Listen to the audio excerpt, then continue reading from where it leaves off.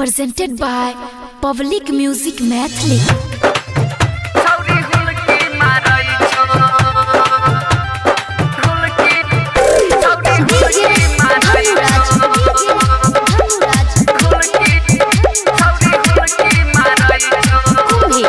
Mixed by Bipin Divana. तोरनी चल का सामान चौड़ी हुलकी मारई छो। तोरनी चल का सामान चौड़ी हुलकी मारई छो। चोली के चीज हमर दिलवा कर होई छो। तोरनी चल का सामान चौड़ी हुलकी मारई छो।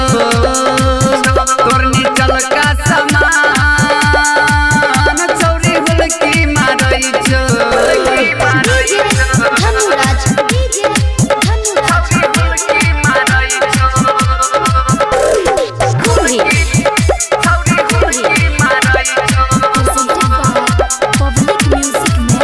एना चले ना चौड़ी गे एतना उधार मत ला ले तो चौरा गे तोरा बाजार। एना चले ना चौड़ी गे एतना उधार मत ला ले तो चौरा गे तोरा बाजार। तोहर काटे चौर मर रख जादानी पर समर बात माने गे तू हमर फूल के भेल चौगे अजगो। लइका जवाना सब तोरे करई छो।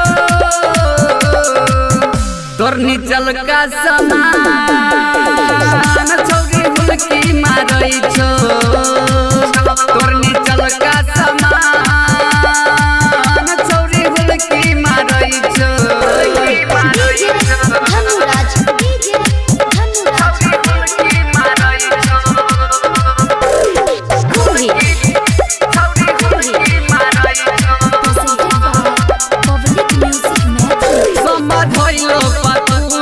समझै छी गे एना करबी त तोरा नै छोड़तौ कोई गे।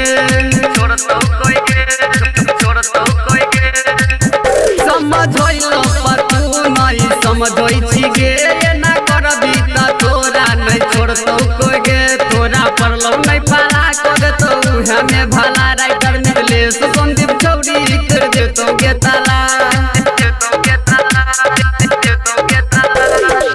घरबा के